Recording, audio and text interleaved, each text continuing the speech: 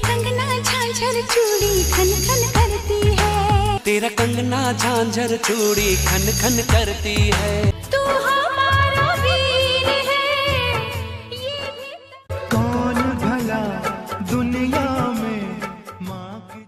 दोस्तों आज का ये वीडियो सुनील शेट्टी सर के डाई हार्ड फैंस के लिए बहुत ज्यादा खास होने वाला है, क्योंकि इस वीडियो में हम बात करने वाले हैं उनकी सन 2000 में आई फिल्म क्रोध से जुड़े हुए बहुत सारे अननोन फैक्ट्स के बारे में। फिल्म क्रोध की कहानी काफी अलग थी और इसमें सुनील शेट्टी की एक्टिंग को लोगों ने काफी पसंद किया था। फिर चाहे इसमें रखे गए उनके एक्शन सीन्स हों या फिर 5 बहनों के साथ में रखे गए उनके इमोशनल सीन हों। एक्चुअली फिल्म क्रोध में हमें 5 बहनों और एक भाई की कहानी दिखाई जाती है, जो भाई अपनी बहनों को लेकर बहुत ज्यादा ही प्रोटेक्टिव रहता है और मोहल्ले का कोई भी लड़का अगर उनकी बहनों की तरफ आंख उठाकर भी देखता है तो भाई का खून खौल जाता है।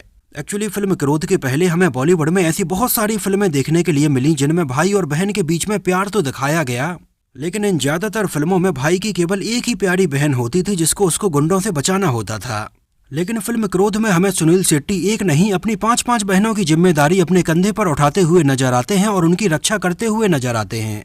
एक्चुअली फिल्म क्रोध बॉलीवुड की ओरिजिनल फिल्म नहीं थी, ये सन 1996 में आई मम्मूट्टी और शोभना की फिल्म हिटलर का हिंदी रीमेक थी, जो मलयालम फिल्म सन 1996 की एक इंडस्ट्री हिट फिल्म थी और इसने उस टाइम पर बहुत सारे नए रिकॉर्ड बनाए थे।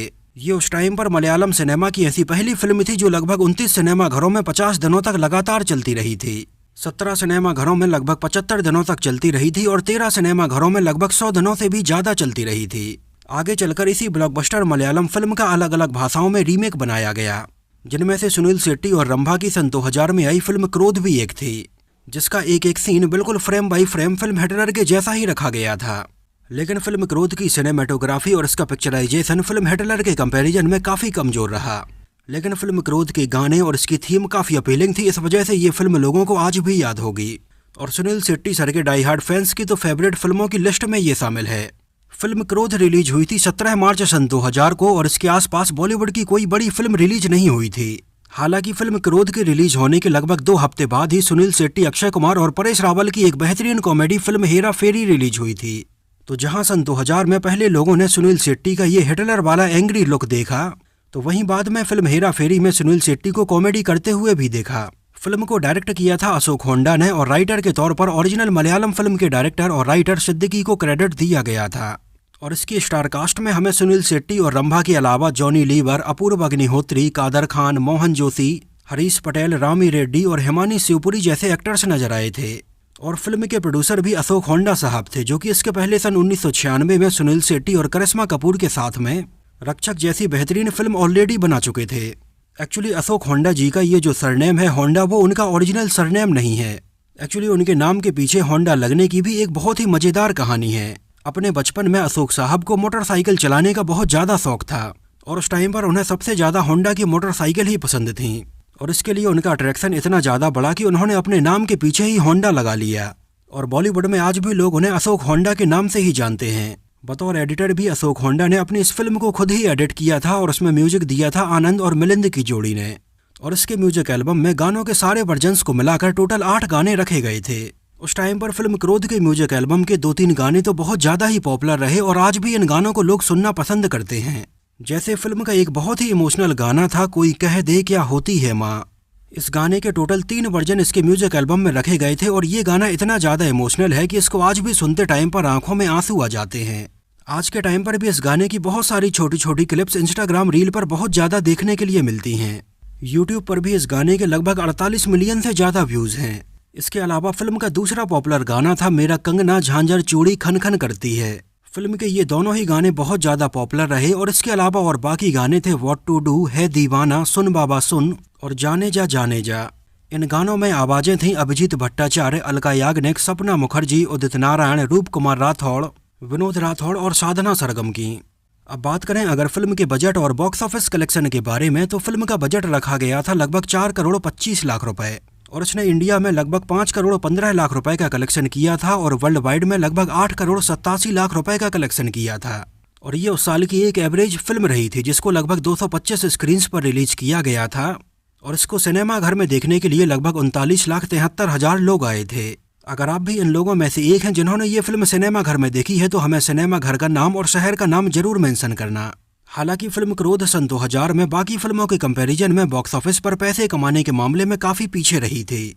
सन 2000 में बॉलीवुड में काफी अच्छी फिल्में रिलीज हुई थीं, जिनमें से साल आई पहले नंबर पर फिल्म थी कहो ना प्यार है, दूसरे नंबर पर थी मोहब्बतें, तीसरे नंबर पर थी मिशन कश्मीर, चौथे नंबर पर थी दुल्हन हम ले जाएंगे और 5वें नंबर पर थी जोश। फिल्म क्रोध को IMDb पर 4.5 आउट ऑफ 10 रेटिंग मिली हुई है। एक्चुअली जब सन 1996 में मलयालम भाषा में मम्मूटी और शोभना की सुपरहिट फिल्म हिटलर रिलीज हुई तो उनकी इस फिल्म को मलयालम भाषा में बहुत ज़्यादा अच्छा रिस्पॉन्स मिला। इसको देखते हुए इसके अगले ही साल सन 1997 में तेलुगु भाषा में चिरंजीवी के साथ इसका सेम हिटलर के नाम से एक बार फिर से रीमेक बनाया गया, जिसमें भी हमें चिरंजीवी के साथ में रंभा ही नजर आई थी। फिल्म हिटलर भी उस टाइम पर तेलुगु भाषा की एक सुपरहिट फिल्म रही और इसने चिरंजीवी के करियर को एक बार फिर से काफ़ी ऊपर ला दिया। और मलयालम और तेलुगु इन दोनों ही भाषाओं में फिल्म को मिली इतनी बड़ी सफलता को देखते हुए बॉलीवुड में भी इसके रीमेक बनाने के बारे में प्लान होने लगा, जहां पर बॉलीवुड में इसका रीमेक बनाने के लिए पहले तो बॉनी कपूर और अनिल कपूर ने अपनी इच्छा जताई और दूसरी तरफ धर्मेंद्र और सनी देओल ने भी इसका रीमेक बनाने के लिए अपनी इच्छा जाहिर की। इन दोनों ने ही इसका रीमेक बनाने के लिए ओरिजिनल फिल्म के मेकर्स को अप्रोच किया, लेकिन इसके रीमेक राइट्स इन्हें नहीं मिल पाए। एक्चुअली उस टाइम पर इसके रीमेक राइट्स को अशोक होंडा ने काफ़ी महंगे दामों में खरीद लिया था। इस वजह से उस टाइम पर ऑफिशियली फिल्म के हिंदी रीमेक के राइट्स अशोक होंडा के पास आ गए थे और उस टाइम पर अशोक होंडा ने इसमें लीड एक्टर के तौर पर सनी देओल, संजय दत्त, सलमान खान, अक्षय कुमार और अजय देवगन को भी अप्रोच किया था। लेकिन उस टाइम पर इनमें से किसी के पास भी प्रॉपर डेट्स नहीं थी और इनमें से कोई भी इसमें काम नहीं कर पाया। और बाद में अशोक होंडा ने अपनी पिछली फिल्म रक्षक में ही नजर आए सुनील शेट्टी को इसमें लीड एक्टर के तौर पर साइन किया और इसके तेलुगु रीमेक में चिरंजीवी के अपोजिट नजर आई रंभा को उन्होंने सुनील शेट्टी के साथ में भी साइन किया। और पहले अशोक होंडा इसका टाइटल भी सेम मलयालम और तेलुगु फिल्म की तरह ही हिटलर रखना चाहते थे, लेकिन सेम हिटलर के नाम से सन 1998 में मिथुन चक्रवर्ती के साथ पहले ही एक फिल्म बन चुकी थी। इस वजह से इस फिल्म के लिए हिटलर टाइटल अवेलेबल नहीं था और उन्हें बाद में फिल्म का नाम हिटलर की जगह पर क्रोध रखना पड़ा था। लेकिन फिर भी सुनील शेट्टी के कैरेक्टर को सब लोग इसमें हिटलर बोलते हुए ही नजर आते हैं। बात करें अगर फिल्म क्रोध की शूटिंग लोकेशन की तो इसके अधिकांश हिस्सों को स्टूडियो में ही फिल्माया गया है। जैसे इसके बहुत सारे सीन रामोजी फिल्म सिटी में, गोरेगांव फिल्म सिटी मंदिर में और SL स्टूडियो मुंबई में इसके बहुत सारे सीन फिल्माए गए हैं। एक्चुअली फिल्म की कहानी और थीम तो काफ़ी अच्छी थी, लेकिन ये उस टाइम पर आ रही और बाकी फिल्मों की सिनेमेटोग्राफी और एडिटिंग को मैच नहीं कर पाई थी। इस वजह से ये फिल्म उस टाइम पर आ रही बाकी फिल्मों से थोड़ी पीछे की नजर आती है। सन 2000 में हमें सुनील शेट्टी की फिल्म क्रोध के अलावा उनकी फिल्म हेरा फेरी, रिफ्यूजी, जंगल, धड़कन और आगाज जैसी फिल्में भी देखने के लिए मिली थीं। अशोक होंडा ने अपनी पिछली फिल्म रक्षक में नजर आए खतरनाक विलेन पोन्नाबलम को इसमें भी साइन किया था। यहाँ तक कि फिल्म रक्षक में हमें पोन्नाबलम के लिए बैकग्राउंड में एक खतरनाक म्यूजिक सुनने के लिए मिलता है। सेम वही म्यूजिक उन्होंने पोन्नाबलम के लिए एक बार फिर से फिल्म क्रोध में भी यूज किया था, जब पोन्नाबलम अपनी दाईं आंख उठाकर देखते हैं और बहुत ही खतरनाक नजर आते हैं। फिल्म में रामी रेड्डी और पोन्नाबलम के बीच में रखा गया एक डायलॉग मुन्ना टेंशन लेने का नहीं देने का उस टाइम पर बहुत ज्यादा पॉपुलर हुआ था। फिल्म क्रोध के सबसे लास्ट वाले सीन में जब सुनील शेट्टी अपना घर छोड़कर जाने लगते हैं और उनकी बहनों को छेड़ने के लिए एक लड़का साइकिल से उनके घर के बाहर आता है, तब उस टाइम पर पहले इस रोल में किसी और को साइन किया जाने वाला था। लेकिन अचानक ही अशोक होंडा ने उस टाइम पर शाहरुख खान के एक डुप्लीकेट को देखा और उन्हें लगा कि इसमें शाहरुख खान के डुप्लीकेट को ही साइन करना चाहिए और बाद में फिल्म के सबसे लास्ट वाले सीन में शाहरुख खान के इस डुप्लीकेट को ही साइन किया गया था। इसके अलावा सन 1997 में आई फिल्म परदेश में नजर आए अपूर्व अग्निहोत्री को फिल्म क्रोध में भी साइन किया गया था। एक्चुअली अपूर्व अग्निहोत्री हमें आगे चलकर इसके बाद प्यार दीवाना होता है और कसूर जैसी फिल्मों में तो नजर आए, लेकिन उन्हें कुछ खास नोटिस नहीं किया गया। इस वजह से वो बाद में फिल्में छोड़कर टीवी सीरियल्स में काम करने लगे और जस्सी जैसी कोई नहीं, बेपनाह और अनुपमा जैसे टीवी सीरियल्स में वो हमें नजर आते हैं। फिल्म क्रोध में हमें सुनील शेट्टी की एक बहन बनी हुई साक्षी शिवानंद भी नजर आई थी, जो कि इसके पहले भी हमें पापा कहते हैं और जियो सांसे जैसी कुछ फिल्मों में नजर आ चुकी थीं। लेकिन सन 2000 में आई फिल्म क्रोध के बाद वो ज्यादातर तमिल और तेलुगु फिल्मों में काम करने लगी थीं। एक्चुअली साक्षी शिवानंद ने अपने एक पुराने इंटरव्यू में बताया था कि उस टाइम पर उन्हें जैसे ही पता चला कि बॉलीवुड फिल्मों और अंडरवर्ल्ड का बहुत गहरा नाता है और कई बार तो ऐसा भी होता है कि बहुत सारे अंडरवर्ल्ड वाले लोग फिल्मों में पैसा लगाते हैं, और उस टाइम पर लेट 2000 में बॉलीवुड में अंडरवर्ल्ड का बहुत ज्यादा ही दबदबा था और काफी डर भी हुआ करता था। इस वजह से साक्षी शिवानंद ने अपने उस इंटरव्यू में बताया कि अंडरवर्ल्ड के डर से उन्होंने हिंदी फिल्मों में उस टाइम पर काम करना ही बंद कर दिया था। हालांकि आगे चलकर इसके कुछ साल बाद वो फिर से हिंदी फिल्मों में काम करने लगी थीं, लेकिन उन्हें दोबारा से हिंदी फिल्मों में ऐसे कुछ खास रोल ऑफर नहीं हुए और वो ज़्यादातर कन्नड़ा, तमिल और तेलुगु फिल्मों में ही काम करती रहीं।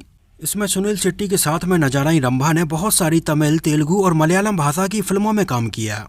हिंदी में भी उन्होंने मिथुन चक्रवर्ती के साथ में फिल्म जल्लाद से अपने कैरियर की शुरुआत की और उनकी आखिरी हिंदी फिल्म सन 2002 में आई थी। उनकी ये फिल्म थी जानी दुश्मन, एक अनोखी कहानी। इसके बाद वो हमें ज्यादातर हिंदी फिल्मों में नजर नहीं आई हैं। सन 2000 में रिलीज हुई फिल्म क्रोध की जैसी ही कहानी हमें इसके लगभग 22 साल बाद सन 2022 में अक्षय कुमार की फिल्म रक्षाबंधन में भी देखने के लिए मिली थी, जहां पर भी अक्षय कुमार के कंधों पर अपनी 4 बहनों की शादी करने की और उन्हें संभालने की जिम्मेदारी होती है। मतलब सुनील शेट्टी पहले ही ऐसी स्टोरी वाली फिल्म में काम कर चुके थे और बाद में अक्षय कुमार ने इसमें काम किया। सुनील शेट्टी और अक्षय कुमार को लेकर एक और मजेदार बात यह है कि पहले 90s में सुनील शेट्टी रुस्तम के नाम से एक फिल्म बना रहे थे, जिसका पोस्टर भी रिलीज कर दिया गया था और उसके कुछ सीन भी फिल्माए गए थे। लेकिन उस टाइम पर किसी कारण से ये फिल्म रिलीज नहीं हो पाई थी और इसके कई साल बाद अक्षय कुमार ने रुस्तम नाम की ही फिल्म में काम किया था। हालांकि इन दोनों ही फिल्मों का टाइटल एक जैसा है, लेकिन कहानी बिल्कुल ही अलग थी। हालांकि ये कोई फैक्ट नहीं है, लेकिन जब इसकी बात चली तो मुझे लगा कि इसको आपके साथ शेयर करना चाहिए। इसका मलयालम, तेलुगु और हिंदी के अलावा भी तमिल में, कन्नड़ा में और बंगाली भाषाओं में भी रीमेक बनाए गए। सन 2003 में इसका तमिल भाषा में रीमेक बनाया गया मिलिट्री के नाम से, जिसमें हमें फिल्म बाहुबली में कटप्पा के रोल में नजर आए सत्यराज नजर आए थे और उनके अपोजिट हमें रंभा नजर आई थीं। कन्नड़ा भाषा में भी इसका सन 2005 में वर्षा के नाम से रीमेक बनाया गया और बंगाली भाषा में भी 2005 में दादर आदेश के नाम से रीमेक बनाया गया। तो दोस्तों, ये तो बात हुई सुनील शेट्टी की फिल्म क्रोध से जुड़े हुए बहुत सारे अननोन फैक्ट्स के बारे में। ये फिल्म, इसके गाने और इसकी कहानी आपको कैसी लगी थी हमें कमेंट सेक्शन में जरूर बताना। इससे जुड़ी हुई अगर आपकी कुछ यादें हैं या इससे जुड़ी हुई कुछ मेमोरीज हैं तो हमारे साथ जरूर शेयर करिए। और अगर ये वीडियो आपको पसंद आया हो, मेरी मेहनत आपको पसंद आई हो, तो उसको प्लीज़ लाइक करके मुझे इस बात का जवाब जरूर दीजिए। तो मिलते हैं किसी नए वीडियो में किसी नई फिल्म से जुड़े हुए बहुत सारे अननोन फैक्ट्स और ऐसी ही रोचक बातों के साथ।